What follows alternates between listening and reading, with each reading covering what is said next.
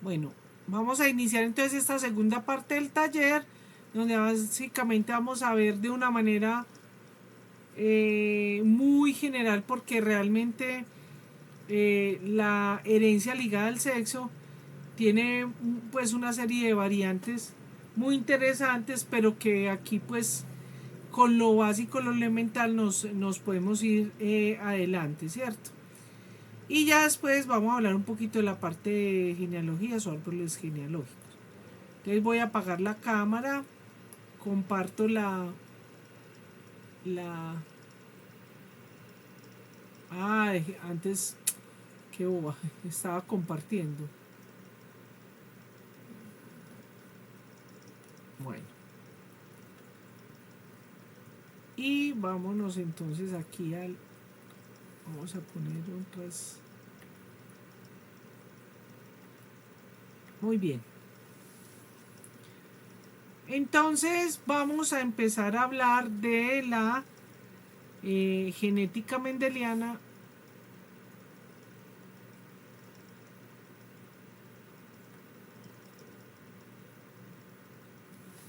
Entonces, caramba. La genética mendeliana ligada al sexo, ¿cierto? Ligada al sexo. Entonces, cuando vamos a hablar de ligada al sexo, tenemos que hablar de las células sexuales. Esas células sexuales las vamos a llamar, aquí se llaman, que las diferenciamos de las células autosómicas, que ya vimos que esas células autosómicas tienen toda la información, ellas hacen su división y por mitosis entonces se dividen, como de pronto ustedes lo hicieron en el colegio o aquí en la universidad, no sé si ya todavía lo hacen, pero es cuando hacemos, miramos de las células de la cebolla los cromosomas. Bueno, esas son células autosómicas. Pero cuando nos referimos a las células sexuales, vamos a hablar entonces de gametos. Entonces, son gametos, ¿cierto? Son un espermatozoide, es un gameto. Un ovocito es un gameto. Entonces, en los en nosotros, los humanos, pues, en los mamíferos, en casi todos los que se producen por vía sexual, entonces hay gametos, aunque, bueno, eso no se puede decir porque en insectos, en algunos reptiles y eso cambia un poquito la cosa, pero entonces nosotros sabemos que eh, lo que determina entonces el sexo o la masculinidad desde el punto de vista biológico, ¿cierto? Va a ser un individuo que tenga el gameto, los gametos XY, y las hembras, estos son los machos, y las hembras van a ser XX, tienen dos gametos XX. Es decir, que cuando les hacen el cromosoma, un estudio de cromosomas o un cariotipo, tienen sus cromosomas autosómicos, ¿cierto? Y tienen dos cromosomas sexuales, que van a tener dos gametos, ¿cierto? El X o el Y. Muy bien. Entonces, recordemos que los machos van a producir allá en su genoteca dos tipos de gametos. O sea, van a haber unos espermatozoides que son X y van a haber otros espermatozoides que son Y. En cambio, las hembras, bueno, y entonces a esto le damos el nombre técnico de heterogamético. Son heterogaméticos. Heterogaméticos. En humanos no utilizamos mucho eso, pues ya genética de alto turmeque, en investigación y eso, pero en clínica casi no se utiliza, ¿cierto? Solo no sé si los genetistas clínicos lo harán. Pero esto se llama heterogamético porque eso tiene diferentes gametos, el X y el Y. En cambio, las hembras son homogaméticas. Homogaméticas.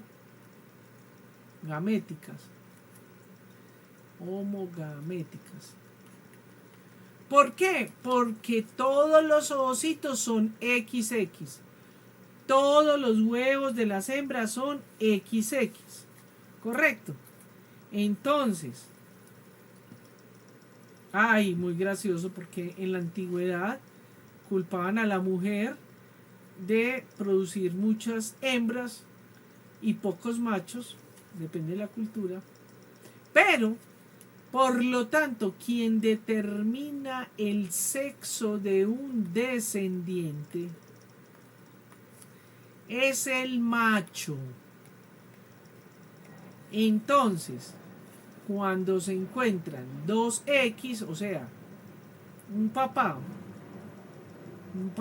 que pone el X y una mamá que pone el X, tendrá como resultado un osito macho, hembra XX, es una hembra. Y un espermatozoide que sea Y las hembras siempre van a ser X, tendrá como resultado un descendiente, un hijo que va a ser XY, macho.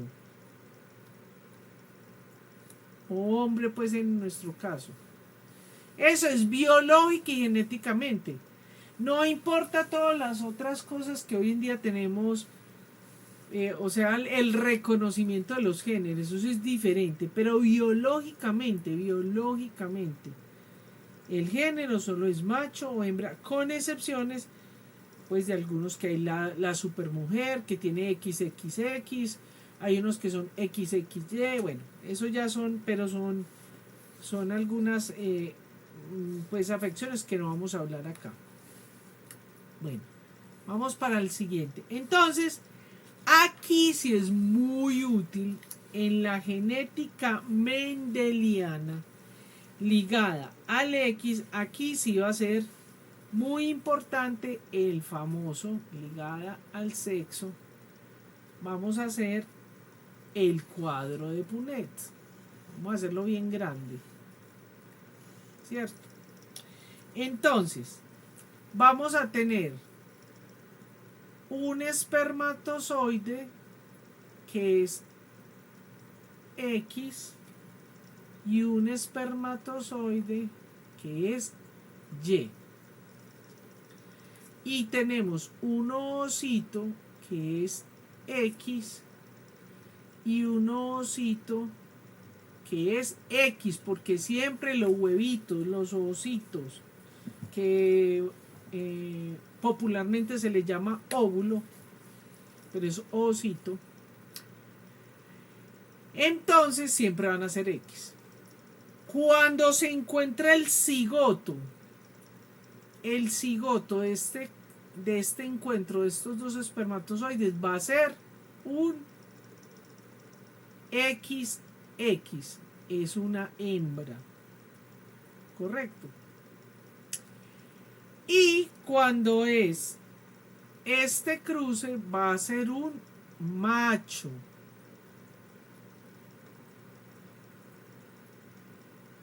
XY.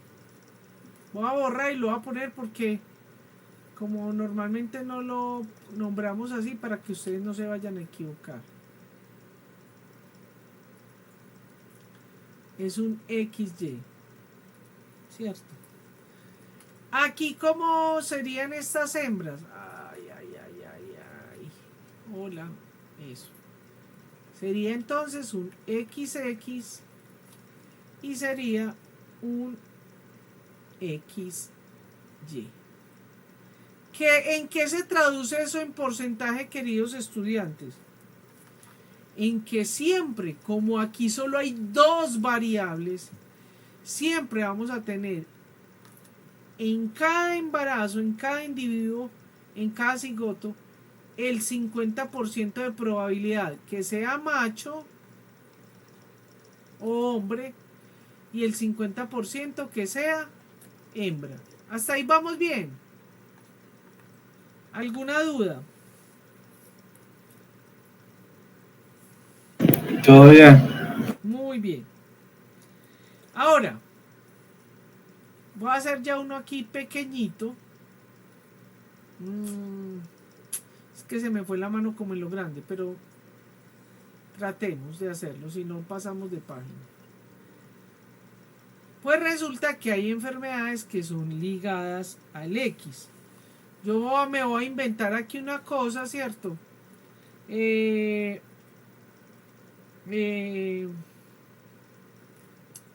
Pero, a ver si me sale. Pues le voy a poner no letras ni nada, sino que le voy a poner símbolos. Para que ustedes les entre mejor, ¿cierto? O símbolo y letra, cualquier cosa así. Entonces tenemos un espermatozoide que es X. Correcto. Y un cromosoma que es Y. Un espermatozoide que es Y. Entonces, resulta que cuando tenemos una enfermedad ligada al X, pongámosle que este es un... Aquí pues podríamos hacer los diferentes cruces, pero eso lo hacen ustedes en casa. Entonces, vamos a hablar, por ejemplo, de una de las enfermedades de las poquitas enfermedades huérfanas que son ligadas al X. Voy a mencionar varias, por ejemplo, la ornitin transcarbamilasa, que es el ciclo de la ura, la enfermedad de Fabry, que es una enfermedad lisosomal. Bueno, hay unas poquitas. Entonces, en este, acuérdense que vamos a tener un XX, pongámosle el más, o sea, de positivo, entendiendo por más el alelo mutado. El alelo mutado, ¿cierto? Y pongámosle X, a esta X, pongámosle la S de sano. La S es sano. Correcto. Entonces, cuando se hace el cruce de esto, ¿qué va a resultar? Va a resultar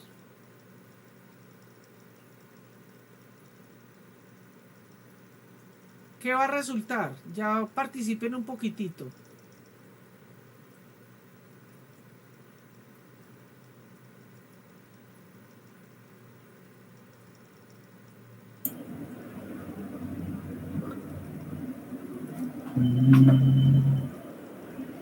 Hola. Sí, profe, aquí está. No, ojo porque esto aquí les crea mucha confusión. Ojalá si participaran, si no, yo lo puedo decir. Entonces, mire que aquí se une esto y el cigoto, ¿cómo sale? Sale una hembra, ¿cierto? Fíjense que dijimos que el T es el mutado, o sea, el enfermo. Supongamos aquí que ese mutado es la enfermedad de Fabry, ¿cierto?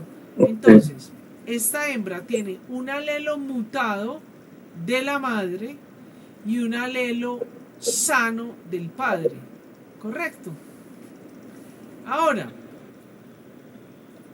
vamos a hacer este otro cruce. Es X del padre y X sano de la madre. Esta tiene la enfermedad de Fabry, pero Profe, no hay que colocarle las S a los alelos del padre, ¿sí? ¿Ah? No hay que colocarle la S a los alelos del padre, No, si ya son sanos. no, exacto. Eso. Bueno, lo podríamos poner para que... Lo que pasa es que... bueno, pongámoselo... Lo que pasa es que a veces puede ser problemático, pero pongámoselo así, pues, listo.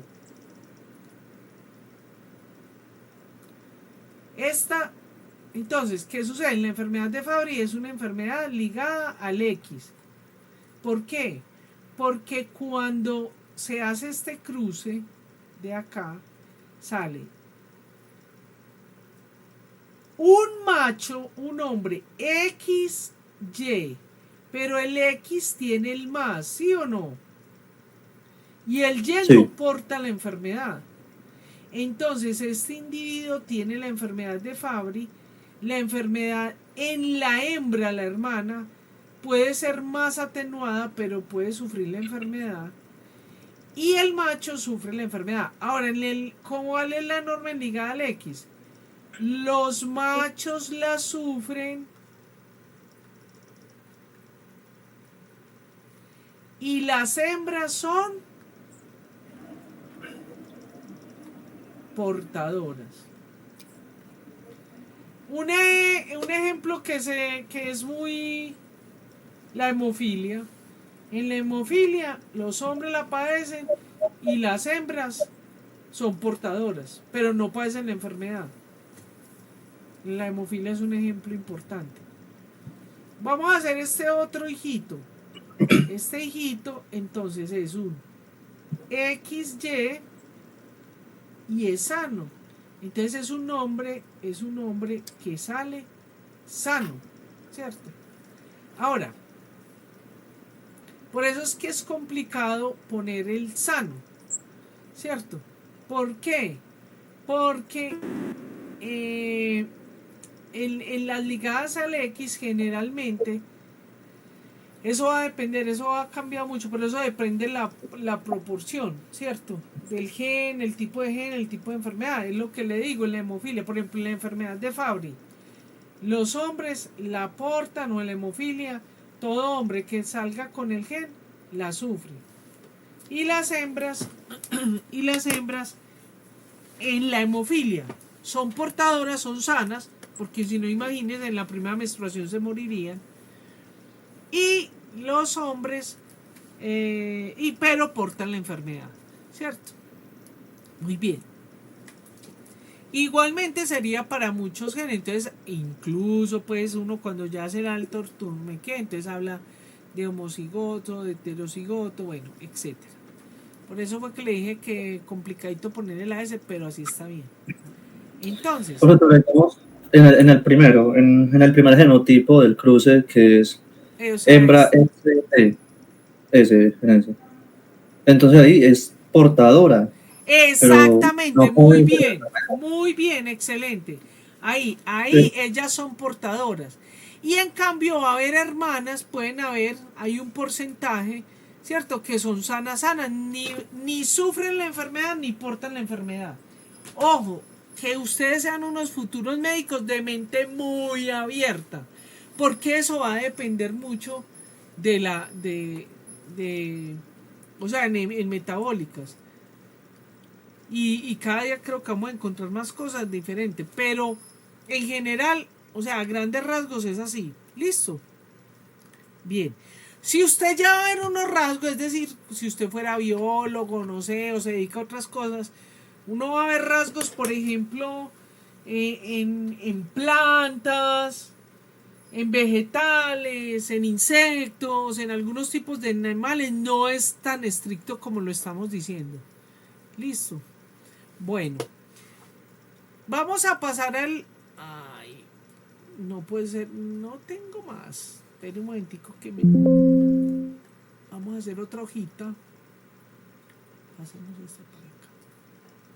Bueno, ahora vamos a hablar de las genealogías o árboles genealógicos.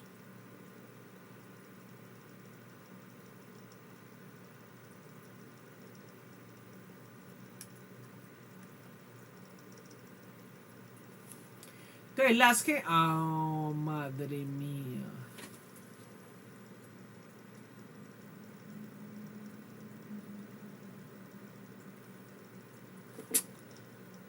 Pues no me... Espera, chicos, a ver qué es lo que pasa pues con esto que no me deja... Bueno. Vamos entonces a ver la... Ve, no me está funcionando el lapicito. Ah, man. A ver qué es lo que pasa. Si quedó rojo, lo voy a dejar así. Vamos a ver de las genealogías. También se llama árbol genealógico.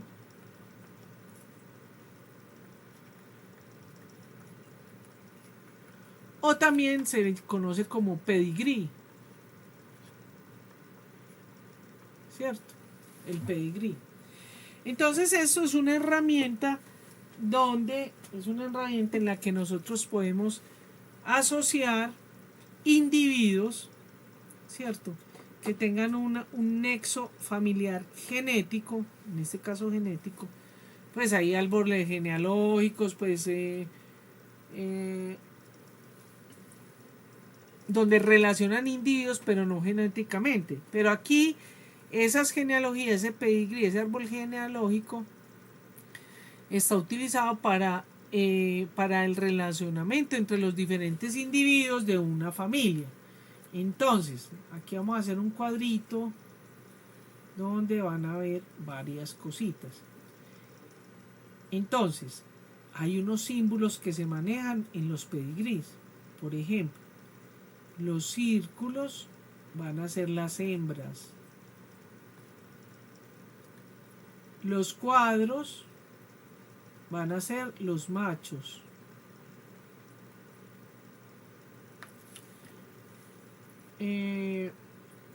Los rombos van a ser aquellos hijos, mujeres que quedaron embarazadas, no nació el hijo, se perdió el bebé y el sexo fue indeterminado.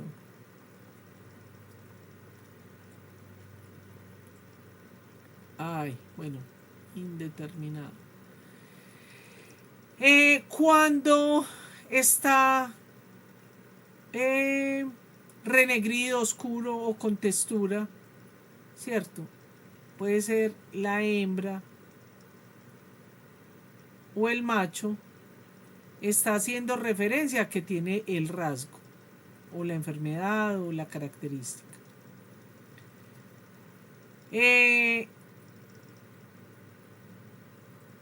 Cuando se es portador, generalmente para enfermedades genéticas se le pone la mitad de el símbolo, se le pone oscuro. Cuando se conoce el sexo y los individuos están muertos, entonces se le pone la hembra fallecida o macho fallecido. Las líneas horizontales van a ser apareamientos. Apareamientos, pues, o matrimonios que dan descendencia. Y las verticales, ¿cierto?, van a ser los relacionados, o sea, descendientes. Generalmente son los descendientes. Bueno, listo. También vamos a manejar los números. Entonces, las generaciones van a ser con números romanos. Y los integrantes de una generación van a ser integrantes de una generación con números arábicos. Entonces, una genealogía puede partir de cualquier familia nuclear. Entonces, una hembra que se aparea o se casa con un macho, ¿sí? Y entonces va a tener varios hijos. Tiene varios hijos. Entonces, por ejemplo, tiene una hembra, un macho, uno que no se supo el sexo y una hembra que falleció. Entonces, esto que está aquí se llama, o sea, papá, mamá, hijo, se llama familia nuclear.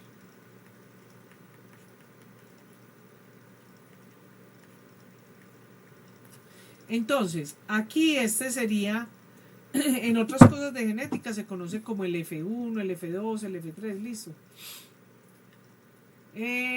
Aquí sería entonces la generación 1, la generación 2, ¿cierto? Voy a tachar esto para no tener el problema del borrador y ahorita lo... madre mía. Ya pues.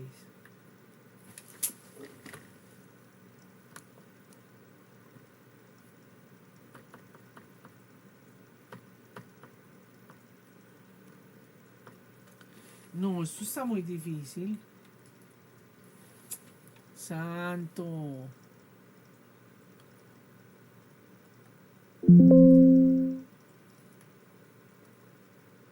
¡Ay! Qué pena pues con ustedes, pero se me chispoteó.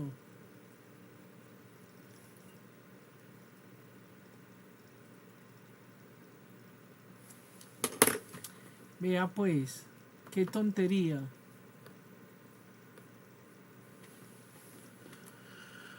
Ay, qué paciencia hay que tener con la tecnología. Mira que no me deja marcar, no puede ser. Porque lo integré y ya se volvió figura. Bueno, no importa. Voy a volver a hacer otra. No nos puede eso limitar. Listo. Entonces,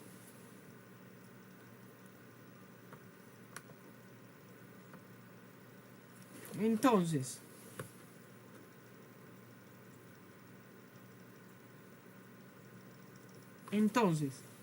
listo. Entonces tenemos un macho, una hembra y un macho se aparean. Tienen unos descendientes. Esos descendientes pueden ser uno que no se supo el sexo, una hembra, un macho, otra hembra. Esta hembra se murió, ¿cierto? Entonces, esta es la generación 1, la generación 2. En la generación 1, este es el individuo 1, 2. En la generación este es el individuo 1, 2, 3, 4. Hoy en día existen programas de computador para eso, ¿cierto? Aunque a mí no me gustan. Por ejemplo, en estos días, la doctora Ana María Abreu, que yo trabajé con ella, hicimos unas cantidades de genealogías en un programa que se llamaba Cyrillic. Se acabó el programa, se acabó todo, no hay cómo leer esas genealogías. Yo sigo siendo en eso más análogo, papel y lápiz, porque eso no se pierde. En cambio, mis genealogías que las hice en el Amazonas durante mi maestría, ahí están todavía. Bien, y resulta que, por ejemplo, esta mujer se casa con un hijo, con un macho, y ese macho puede tener una hija. Esta sería entonces la generación 3. Luego ella se va a casar con otro macho, ¿cierto? Y va a tener 3 machos.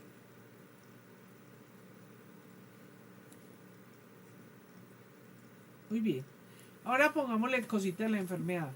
Resulta que esta es una enfermedad, por ejemplo, que es autosómica dominante. Entonces, la madre tiene este gen y pongamos que el padre no se sabe y los descendientes, obviamente, este no se sabe ni el sexo ni de qué se murió. Esta, luego descubrimos que tenía el genotipo, se murió. Cuando se tiene que teñir así en este caso, entonces se le pone la X, pues generalmente es aquí abajo, se le pone la X, de que es difunta. Esta hembra entonces también la aportó. Él se casó con un sano. Y así sucesivamente. Ahora cambiémosle que esta misma fuera una recesiva. Aquí sí pongámosla así. Entonces, no pongamos un doble heterocigoto. Entonces, el genotipo de este sería que así, así. Y este que tú hubiera tenido, por ejemplo, este genotipo, entonces sería un portador. Correcto. Muy bien. Entonces, este dibujito tan fácil y elemental nos puede ayudar para hacer esa asociación, sobre todo cuando uno está reconstruyendo en una familia, entonces uno hace este tipo de gráficas que es el árbol genealógico o pedigrí. Aquí en este caso tendríamos que en una autosómica recesiva colocarlo de esta manera. ¿Listo? Bueno, esto pues tiene muchas fuentes porque, por ejemplo, entonces en los municipios se casa esta hembra con este macho. Entonces, dependiendo del programa, ¿cierto? Lo que hace es que, por ejemplo, dependiendo del programa 1, cuando lo va reconstruyendo así a lápiz y papel, pues es más difícil y solamente dice que a partir de esta hubo un hijo. O generalmente lo que se hace es que se baja esto hasta acá para indicar que hay un enlace entre ella, ¿cierto? Y que tuvieron un hijo descendiente. Bueno, chicos, hemos terminado. No sé si hay alguna duda, pregunta.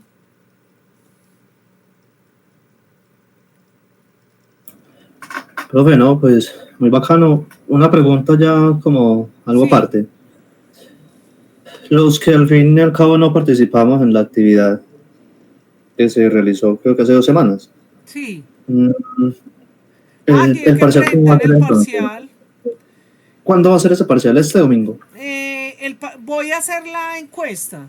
Teóricamente sería este domingo, ¿cierto? Pero voy a hacer la encuesta. O domingo no, si lo voy a proponer lunes.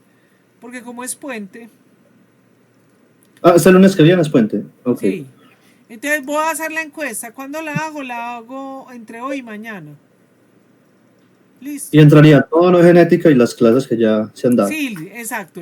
Los 4 temas que hemos dictado, exacto. Ah, súper, gracias. Listo. Bueno, muchas gracias por estar hasta el final. Profe, Bueno, hola. una pregunta de la clase anterior. Sí, En dígame. en el tratamiento de enfermedades huérfanas, lo que era como para la ingesta de alimentos, eso por ejemplo en un neonatal, ¿cuándo se haría? ¿Y era máximo 36 o 48 horas? Las dos anteriores. O sea, lo máximo, eso va a depender de, o sea, cada hospital, cada país tiene su protocolo para dejar ese corte de la alimentación, ¿cierto? Esa eh, restricción alimenticia. Pero lo máximo que se puede dejar, o sea, un bebé, un neonato, un niño en crecimiento y desarrollo no puede estar más de 48 horas en ayuno. Esos niños los tienen lógicamente con líquidos, pero entonces se le hace la restricción y el equipo va trabajando poniendo estímulos con los diferentes combustibles de acuerdo a las manifestaciones clínicas. Pero eso va a depender de cada hospital. Profe, Generalmente en casi todos es 36 horas. Muy pocos tienen a 48, pero los hay. y solo después de que ya se tiene diagnóstico se hace la suplementación con vitaminas o se Sí, puede ya mantener. no, después del diagnóstico. Listo. A ver, de todas maneras, las nutricionistas tienen como unos cócteles, ¿cierto?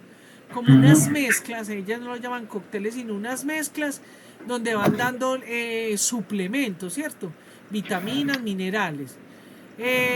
Pero lo ideal es después del diagnóstico para saber qué específicamente se aumenta, ¿cierto? O sea, megadosis, sobre todo en lo que tiene que ver con vitaminas. Listo, profe. Listo. Listo. Chao. Bueno, chao, que estén bien, gracias.